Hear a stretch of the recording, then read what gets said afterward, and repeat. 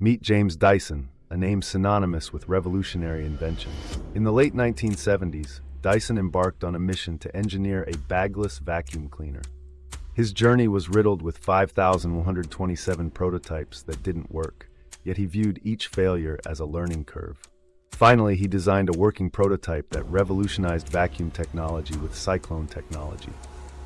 Today, Dyson stands as a symbol of persistence and quality, offering innovative household solutions across the globe.